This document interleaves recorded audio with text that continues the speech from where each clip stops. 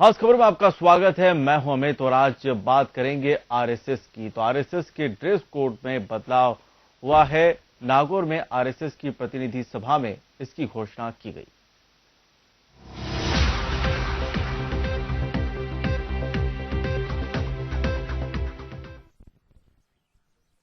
तो 91 सालों के इतिहास में ये नजर आया है कि आरएसएस की ड्रेस कोड में बदलाव ये नजर आया है। संघ के कार्यवाहक भैया जी जोशी ने नागौर में आरएसएस की प्रतिनिधि सभा जो चल रही है उसमें उन्होंने घोषणा की है। वहीं उन्होंने गुलाम नबी आजाद के दिए गए बयान की भी कड़ी आलोचना की है।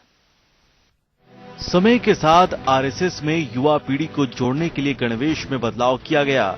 नागौर में आयोजित हो रहे अखिल भारतीय प्रतिनिधि सभा में आखिरकार स्वयं सेवकों की गणवेश में बदलाव के फैसले पर मोहर लग चुकी है। करीब 90 सालों बाद आरएसएस ने अपनी गणवेश में बदलाव किया है और इस फैसले के बाद अब स्वयं सेवक हाफ पैंट की जगह ब्राउन कलर की फुल पैंट पहने नजर आएंगे।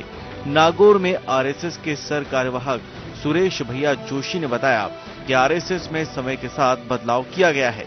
कई बार देखने में आता था कि युवा वर्ग जो कि हाफ पैंट में पहनने में शर्म महसूस करते थे, उनकी भावनाओं को मद्देनजर रखते हुए अब आरएसएस ने ऐतिहासिक फैसले के तहत अब स्वयं सेवकों को हाफ पैंट की जगह ब्राउन पैंट पहनने की इजाजत दी है।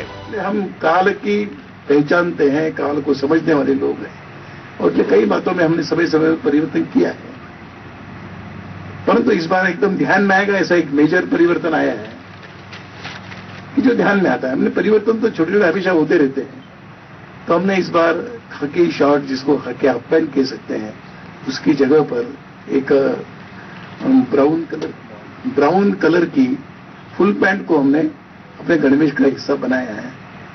खाकी नहीं, ब्राउन कलर की है। ब्राउन कलर की है।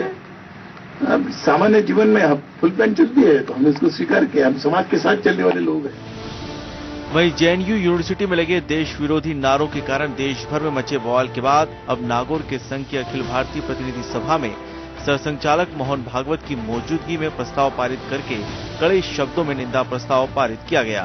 आरएसएस के सर कार्यवाहक सुरेश जोशी ने कहा कि देश विरोधी गतिविधि चलाने वाले व्यक्ति और ऐसी संस्थाओं के प्रति समाज सजग हो और सरकार और प्रशासन कठोर कार्रवाई करे।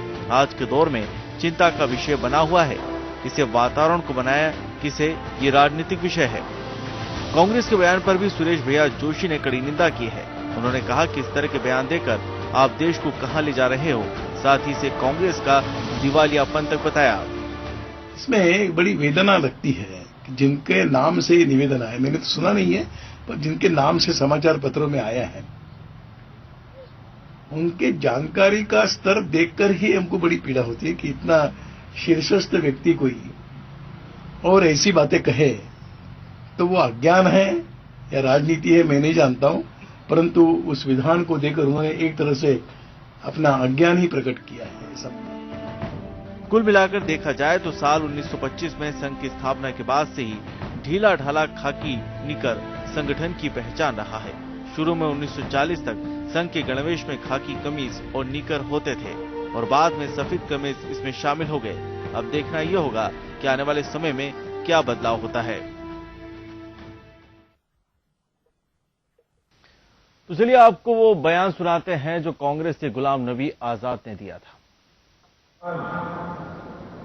उसमें क्यों शामिल हो रहे हैं, वो उस जाल में क्यों आए, तो हम ऐसे आईएसआईएस वाली जैसी संगठनें उनका भी उतना ही विरोध करते हैं जितना हम आरएसएस का करते हैं। लिहाजा ये मजहब की लड़ाई नहीं है।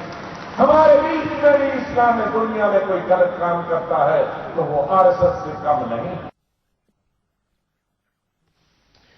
तो चलिए इन्हीं सब मुद्दों पर बात करने के लिए इस वक्त हमारे साथ स्टूडियो में पूरा पैनल मौजूद हैं।